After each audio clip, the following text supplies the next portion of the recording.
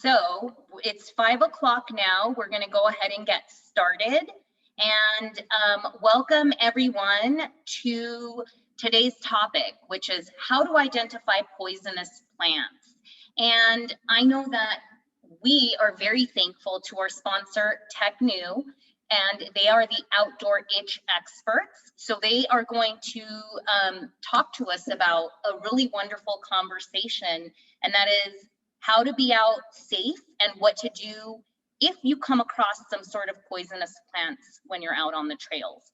We also want to thank our sponsor, REI, who is our outdoor retailer and the outdoor retailer of the 52 Hike Challenge. My name is Carla Amador. I'm Philip Stinnes. We are the co-founders of the 52 Hike Challenge, a movement getting people outdoors once a week for a year in order to gain the physical, mental, spiritual, and emotional benefits derived through nature and hiking. So we are so thankful to have you here from all around the US. And as I mentioned, just a couple of quick notes. Please hold your questions until the end. We will have a Q&A. And also, when you participate, you do get a chance to be entered to win a $50 gift card to REI, thanks to Tecnu, along with some of their goodies.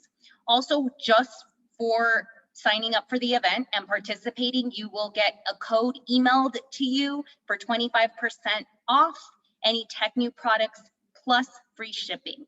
So once again, thank you. I'm going to go ahead and pass on the talk to Gabriel and let him introduce himself. So welcome everyone, and welcome Gabe. All right, thank you, Carla and Philip. Just very excited to be here, everyone, and I appreciate you all showing up. And hopefully we can learn some new things today that we can use for many years to come. So real quick, I'm just gonna dive into a brief bio of myself. I've worked for Tech Labs, which is the maker of Tecnu, and I've worked for them for 7 years now. And over the course of those 7 years, I've trained thousands of outdoor workers and outdoor enthusiasts like yourselves who get outside every day and have potential of coming in contact with poisonous plants. So I'm going to talk to you today about how to identify them and how to avoid getting the rash. Me, myself, I'm a very outdoorsy person, getting outside anytime I can. I love mountaineering, snowboarding, trail running, hiking, anything with my dog, you name it. So not only do I have some knowledge, but I also use it outside. In fact, just earlier today, I was on the nature trail behind my house and there's poison oak out there. So my dog and I walked by it today. So I use this stuff all the time and hopefully you guys will too. So real quick, gonna go over our agenda. It's gonna be really easy, laid back. I'm gonna start with the origins of Tecnu with a chemical engineer, Dr. Robert Smith. And it's not only the origins of how our company got founded, but it's a cool, unique story on kind of how our product works and how Urushiol works in poison oak and poison ivy, and gets your gears turning in the right direction. Then I'm going to dive into Urushiol and what it is, and that's probably the most important piece to understanding poisonous plants, at least in the family of poison oak and ivy and sumac. Then we're going to go into plant identification, how to prevent a rash, and then how to treat it if you weren't able to prevent it. And then we're going to take all of the questions at the end. So if you have a question, go ahead and type it in the comments, and Carla will field those and we'll go through them at the end. All right, so diving right in, the origins of Tecnu. It all started with a chemical engineer named Dr. Robert Smith, working in the Midwest in the early 1960s. Now, the early 1960s was the height of the Cold War. Nuclear war was a real threat and real concern. Everyone had bomb shelters and bomb drills were a regular thing. And so Dr. Robert Smith, also known as Doc, was working on a side project to develop a waterless cleanser that would remove nuclear fallout dust from your skin and your clothes. He wanted it to be waterless because he understood that in the event of a nuclear bomb, clean water would be scarce and very valuable. And his idea was to come up with this formula and sell it in 5-gallon buckets for everyone at a bomb shelter. And he did. He created a formula, sold a few buckets, but thankfully no bombs were ever dropped. And a few years later, he ended up getting a job at Oregon State University. So he takes his family out here to Western Oregon, where poison oak is rampant. And after a few months in the summer, his wife, Evelyn, gets fed up with her boys getting poison oak over and over and over again. So knowing that she gets the rash, she went in the backyard, pulled up and dug up all the plants to get rid of them once and for all, came back in the house, had this bucket of Tecnu sitting there, cleaned up with that, and waited to get the rash because she's had it before and knew she was going to get it. Well, a couple of days go by, nothing. A week goes by, nothing. Next thing you know, she never gets the rash. So she tells her neighbors try it, works for them. After some investigating, it turns out Tecnu actually removed the Urushiol, which causes the rash.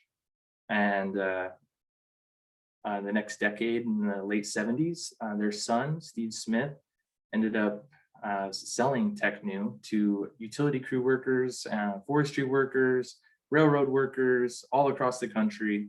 And the birth of Tech Labs was then and there. And today, Tech Labs is still a family-owned business, and Steve Smith is our president. So it's kind of a cool, unique story to us. All right, so now diving into the meat, the Urushiol. It's a funky word, kind of hard to say. Urushiol. What is it? Well, this is the most important takeaway today. It probably is understanding this, because if you can understand this, then it all makes sense on how to prevent and treat the rash and how to deal with these plants themselves. So Urushiol is the substance that actually causes the rash from poison oak, poison ivy, and poison sumac. And it does that by binding with your skin. Binds with the proteins in your skin, and after about 10 to 20 minutes, soap and water won't remove it. And the rash is actually your body's natural immune response to get that foreign toxin off your skin. So when it blisters and itches and is oozing and swollen, like that's just your body trying to get that stuff off of you. Now, most of us have a response to Urushiol, about 75% of people. The other 25% of people are the lucky chosen ones, and how I wish I were one of those. I used to get poison oak every summer, multiple times. And I've always been jealous of people who don't get it. But 3 out of 4 people do. And that's what leads us here to talking today. Now, Urushiol is found on all parts of the plants. This is very important. It's not only on the leaves, but it's on the vines, the stems, and the roots. So even when they lose their leaves in the wintertime, the vines are still there and still have Urushiol on them.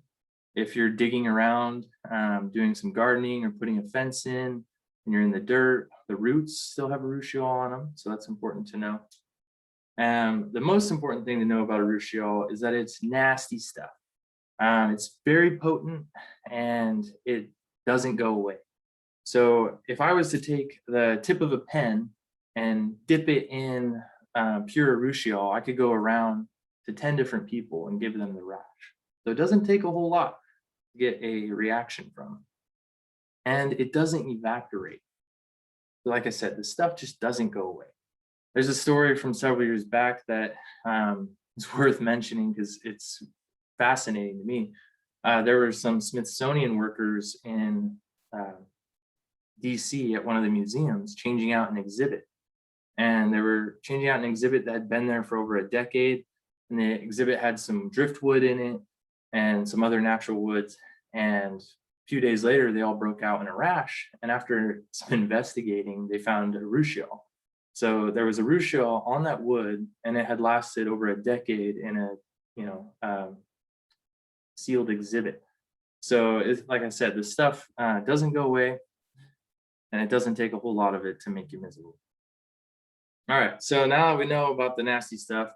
I guess the first step in avoiding it is knowing what to look for, right? That's why you guys are all here. Plant identification. So we're going to dive into that. But first, where does it grow, right? Well, I know we have some people joining us from all over the US, it sounded like, and Canada. Apologize, my maps don't include Canada. But I'm out here in Oregon, and we have poison oak on the West Coast. So people from California, you'll know all about poison oak, especially if you're in the Bay Area. Now, poison ivy is what most people have near them. Poison ivy grows almost in all the states. And poison sumac is the kind of the different one where it likes really wet climates. So it's around the Great Lakes, the eastern seaboard, and the southern coast. And you'll notice there's spots where the map is not filled in. And that's because poison ivy and poison oak doesn't like to grow at elevation. So above 4,000 feet elevation, the plants don't do very well. So you usually are safe if you're above 4,000 feet in elevation, as well as like really desert dry areas. Now you can be in the desert, and if along a riverbed, there could be poison ivy along the river, but you go away from the river and you're not going to find any. So even though you're in the desert, be aware there could be some along the creeks and rivers. All right, so what does this stuff look like? Well, that's the challenging part. And I'm going to take you to our website here, techlabsinc.com, which is a great resource, by the way. We have more pictures on our website. Now, identifying poisonous plants, poison ivy, poison oak, can be very challenging because they are very good at adapting to their surroundings. They can be a low, small ground cover plant, as seen in this first picture. They can be a shrub, as seen here in the second picture, or they can be a climbing vine, climbing on other trees or a fence or building. And so wherever they can take, they'll get. And for instance, the trail behind my house I mentioned earlier, there's poison oak, but it's in a wooded forest, and it's really just a low ground cover plant. But I've been hiking out in the Bay Area, and in the direct sunlight, there's poison oak that's 6 feet tall and really thick. It's just a big, thick shrub of poison oak. So it varies by location. So we'll start with poison ivy here. You'll see, I'm sure you guys have all heard leaves of 3, leave it be. And that's good because yes, they have clusters of 3 leaves, but there are also other plants out there with leaves clusters of 3 that are not poisonous. So it's kind of confusing, every time you see 3, you go, oh no. And the big takeaway here is you'll notice for poison ivy, you have an almond shaped leaf, but this middle leaf here has a longer stem than the other 2. And the other imposter plants that aren't poisonous, that middle leaf comes out at the same place as those other 2 plants, or other 2 leaves, excuse me. So it's really important to notice that longer middle stem. And some people say, if it looks like me, leave it be, because they say, oh, it looks like a head with a neck and arms. I'm not fond of that one, but it's important to remember that longer middle stem there. And you'll notice here that there's some berries. Poison oak and poison ivy have berries. Early spring, they'll be green and they turn to a white or gray color. So another one is to remember, if you see white, danger's in sight. It's a good one. And if you look here, this poison ivy's red. That's because in the fall, their leaves turn bright red to yellow and then fall off. So they lose their leaves. So depending on the time of year, that's a different color, which makes it even more challenging. Now, poison oak is named after its oak leaf shape. You can see here in these pictures, it looks like a small oak leaf. And you'll notice how shiny this looks. A lot of poison oak and poison ivy, not all of it, but a lot of it is very shiny. The more sunlight it gets, the shinier it tends to be. And that's part of that is the Urushiol on the leaves as well. And you'll see again with the poison oak in this picture here, it's red in the fall, but that middle leaf has a longer stem. And that's the key right there. The middle leaf has a longer stem than the other two. 3 leaves, long stem, the middle one, white to gray berries. Now, poison sumac is a little unique. It has red vines or stems, and they grow as small trees or shrubs, typically 4 to 6 feet tall. And they have these long skinny leaves that you see here, and they grow with 7 to 13 leaves on them. But like I said, they're a little easier to identify because they're a little more uniform in the way they grow. It's always a shrub or a tree, and the 7 to 13 leaf pattern is a little more unique with the leaf shape. Back here. So as I mentioned, it can be very challenging to identify these plants. Different times a year, they're different colors, or they don't have no color at all if the leaves are gone. Depending on where you're at, it's really important to remember, just because the poison ivy or poison oak by your house at your favorite common trail looks a certain way, doesn't mean it's going to look that way other places that you go to hike. As I mentioned, my poison oak here doesn't look anything like the poison oak in the bay. So it changes, so keep that in mind. So now we know what it looks like. So how do we avoid the rash, right? Like that's what we all want to know, is how do we not get the rash? Well, the easiest way to not get the rash would be, to not touch the plant, right? Duh, don't touch the plant. If only it was that easy, right? We don't want the fear of poison ivy rash to keep us from hiking, right? And so there's a lot of trails, especially in California. I know this firsthand, in Southern Oregon, where the trail cuts right through a big patch of poison oak. And so there's this comic from Boots McFarlane that I have up here that I just got to get a kick out of them. And it's true, you got to get your Tecnu if you're going to be hiking through poison oak. But no, really, how do we avoid it? Because we don't want to just, stop hiking because we're afraid of a poisonous plant. Well, as I mentioned, the Urushiol binds with the proteins in your skin, and after about 20 minutes, soap and water won't be able to remove that. But there's good news. We've got a couple products, our Tecnu Original Outdoor Skin Cleanser and our Tecnu Extreme Scrub, that remove the oils, the Urushiol, and you can use them from 2 to 8 hours after exposure.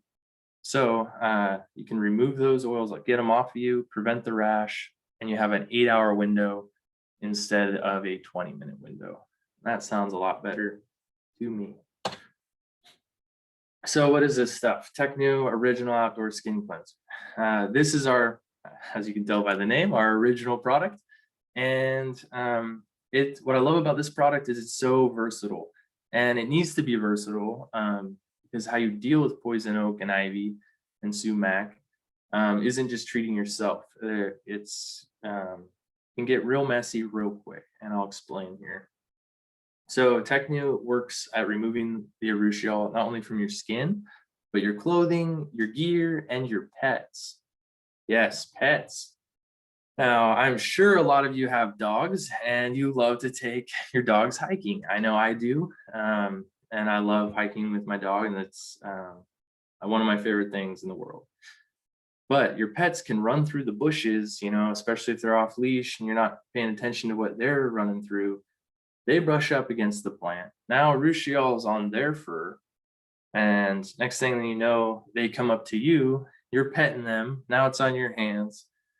Then you grab your trekking poles. Now it's on your trekking poles. And you keep hiking. And then you start to sweat. So you wipe your forehead, and now it's on your forehead. And all of a sudden, you got Urushiol all over the place. So that is the important thing to remember, that that's how quickly it can happen. So Tecnu Original is what you would want to use on your pet. So I'll go through and just quickly explain how to use them.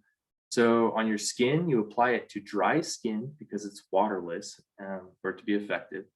let it rub it in for 2 minutes, and then wipe it off. So that's great if you're actually on the trail, you identify, hey, this is poison ivy, I just walked through it. Hey, good thing I got my Tecnu in my backpack and I can apply it right there on the trail. I don't need any water. Rub it in, let it sit. I can wipe it off with a clean bandana. Boom, problem solved. Now your clothes and your gear, typically you're gonna have to wait till you get back to the house to clean up with that, or the vehicle. And how you would do that with your clothing, we recommend saturating it in a bucket of Tecnu, letting it sit for a few minutes, rinsing it, and then laundering it as normal. And with gear like boots or trekking poles, you want to saturate a rag with Tecnu and then rub it on, wipe everything down, and then wipe it again with the clean rag. And for your pet, you want to apply it to dry fur, saturate the fur, let it sit, and then rinse. And so you do need water to use it with your pet. And those cleaning steps, like cleaning your gear, your clothing, and your dogs, are all part of it, right? You can't just treat yourself, because that's how, if you get it off yourself, great, you might have avoided it this time. But the next time you go pull your boots out of the closet or your trekking poles, you know, you might think you might get the rash, and then like, what the heck? I did a desert hike. There's no plants here. Oh, well, you know, a month and a half ago, I did, but I didn't clean my trekking pool. So it's important to be thinking that way. That's how a lot of people get the rash and exposed to it. So what do you do?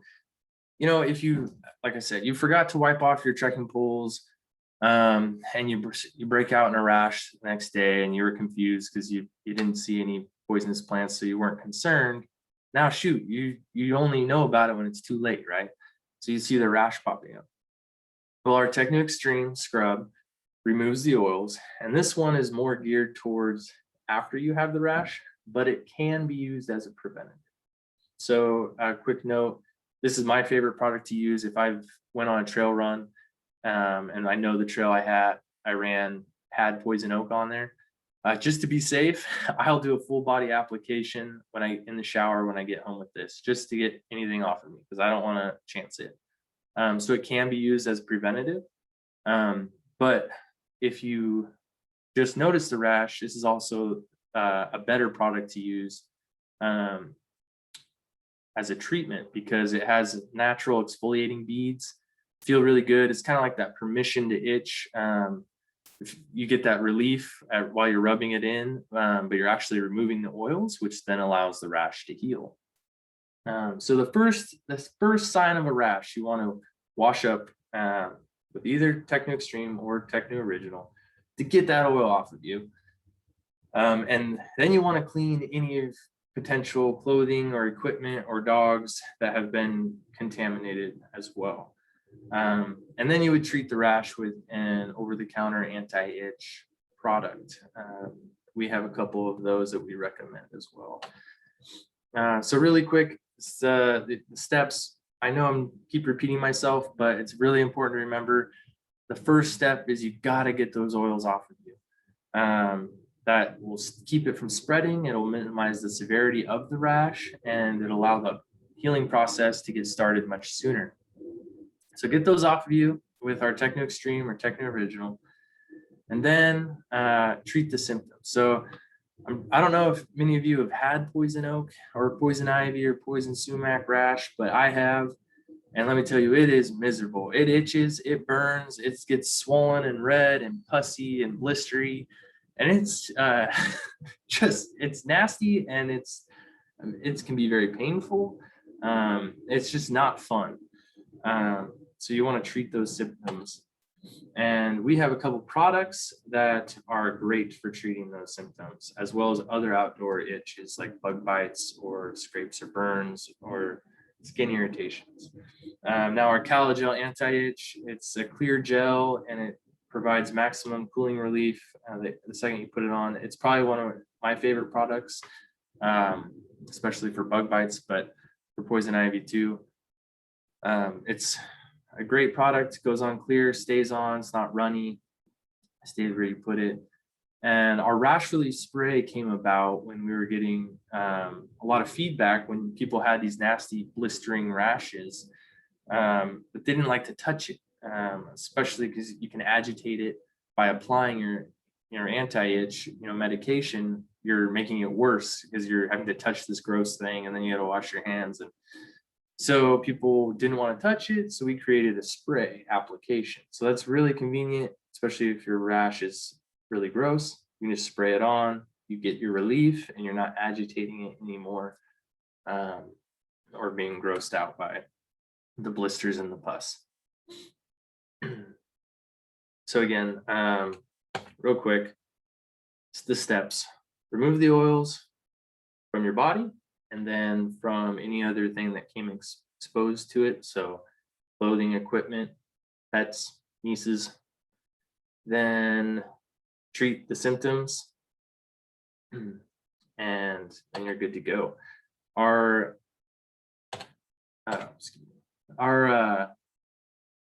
anti-itch stuff and our Tecnu, all of our Tecnu products are actually sold at a drugstore near you. But REI does carry our scrub and our original.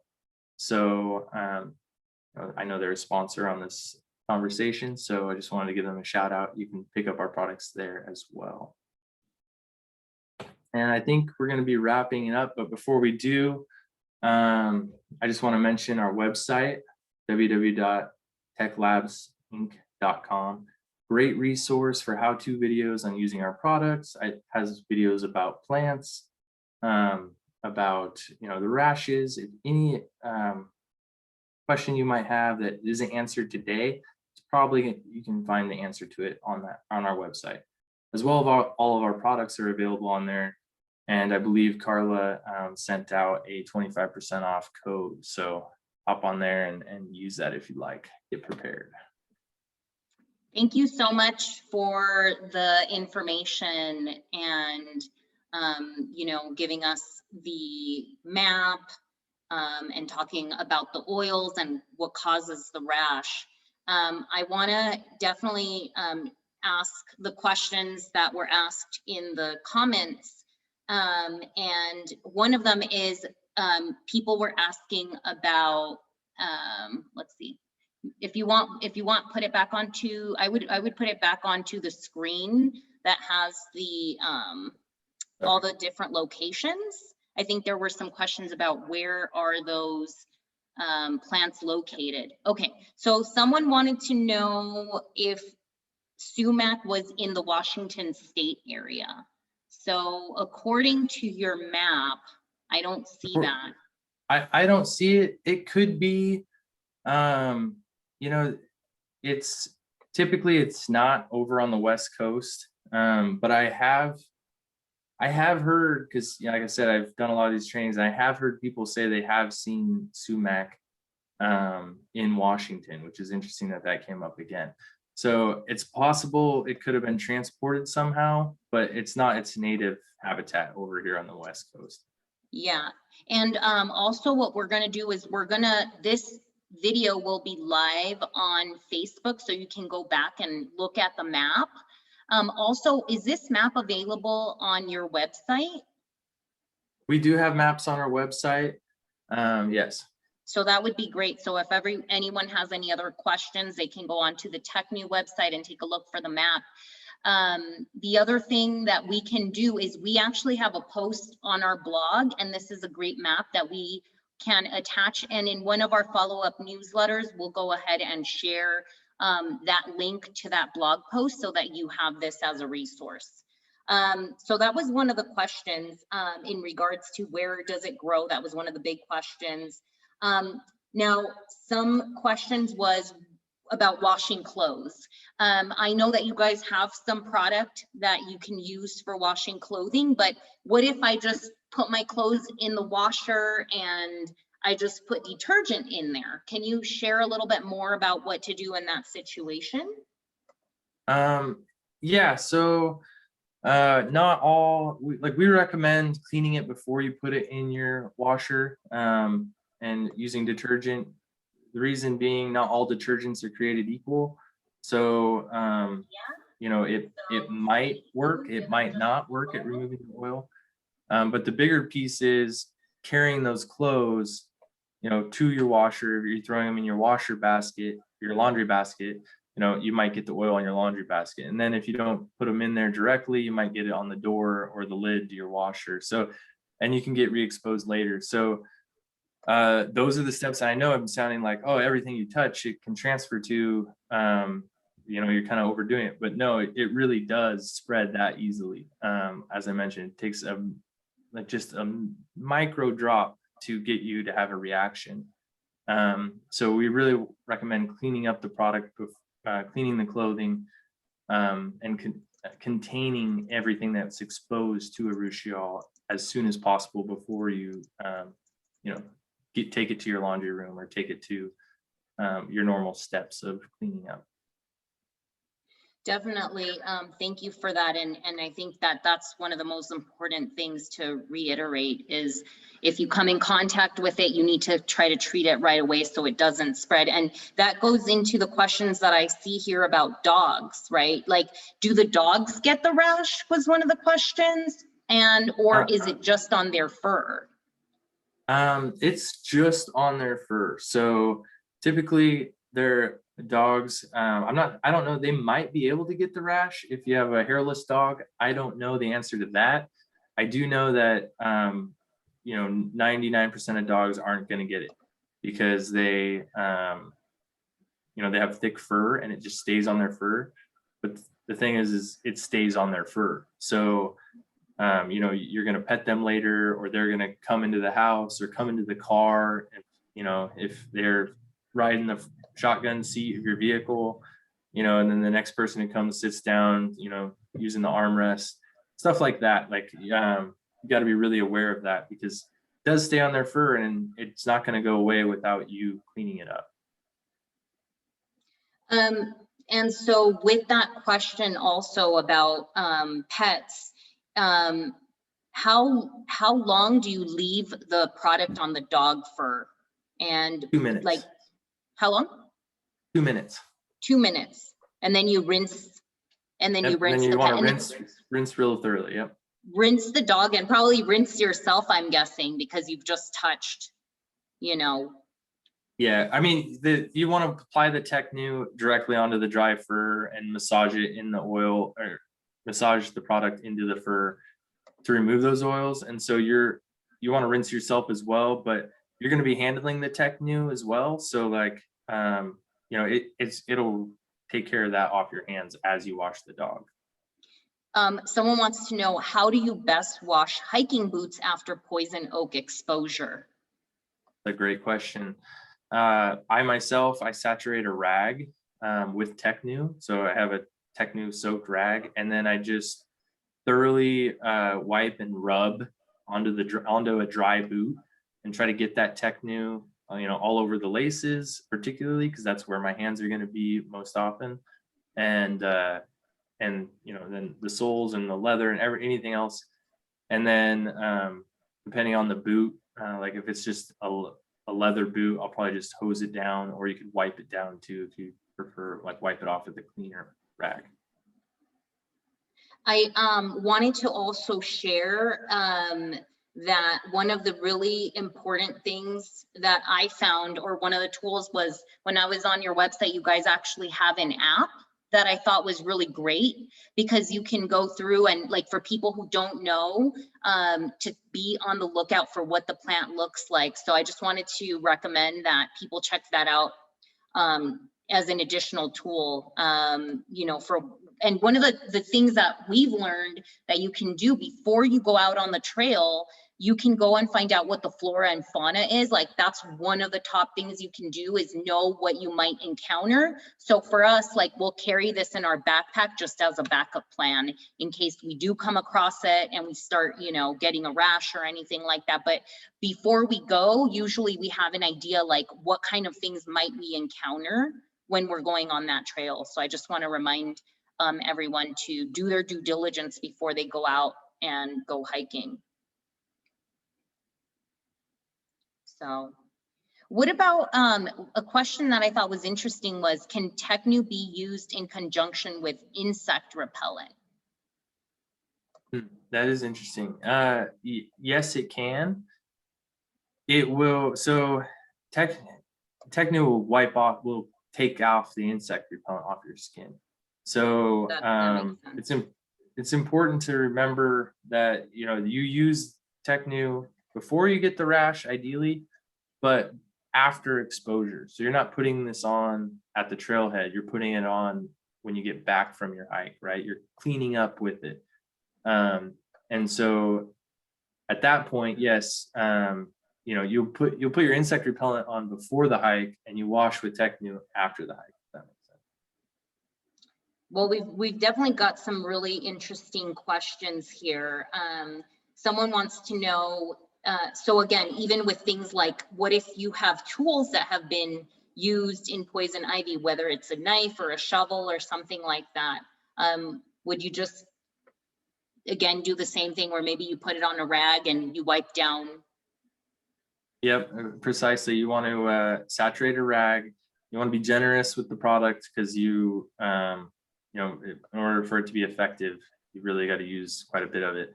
So thoroughly saturate a rag or a towel and wipe down anything. And you really want to cover all the tools, wipe them down well, and kind of let them sit there again for a couple minutes before you rinse them or wipe them off. I do have a couple of questions that came in about like things like burning leaves or leaves decomposing over the winter.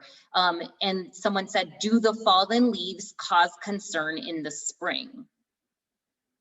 Yeah, that's a great question, because the fallen leaves still have Urushiol on them. You know, typically they're decomposed and, you know, gone in the spring, but I mean, they very well could cause contamination. Now, as far as the burning, you never want to burn poison oak or an ivy. It's a very common mistake, because the Urushiol gets vaporized, and if you breathe that in, it can do a lot of damage to your lungs. There's a lot of people that have had to go to the emergency room because of that, and they get full systemic poison ivy rashes. And as I mentioned, it's a toxin in an oil resin form, and so that being put off in smoke and being inhaled is very dangerous. So never burn leaves or any part of a poison ivy or poison oak plant. Yeah, definitely. I think I noticed in some of the comments, some of the people were talking about they had contact because someone burned some leaves, maybe they didn't know. But yeah, I mean, definitely drilling that home, you know, make sure that you don't like, don't burn that, don't burn any of those. So actually someone wanted to know, like, what happens is, let's say you don't have this product available for you. Is there any other ways that you could get it off your skin? I mean, is there anything else that you recommend just in a situation where maybe you didn't have this product with you at the time? Well, I mean, if you're on the hike, you know, in the moment, and you know, and you recognize, hey, I just walked through, you know, I just brushed up against poison ivy. Certainly, if you notice it right then in the moment, I mean, you can get it off of you immediately by, you know, washing with soap and water or with a rag before it's made that bond with your skin. So it's really, I mean, it's not terribly hard to get off of you if you know it right away. So there's things you can do, you know, if you just brushed up against it, but there's a creek right there, go rinse off, you know, go get that off of you right there. Like it's not good, shouldn't be an issue, you know, if you deal with it immediately. Thank you. And there were some people who are joining us from Canada, and I'm just curious, or they were curious, if you have any information available to people in Canada, like maps or anything along those lines.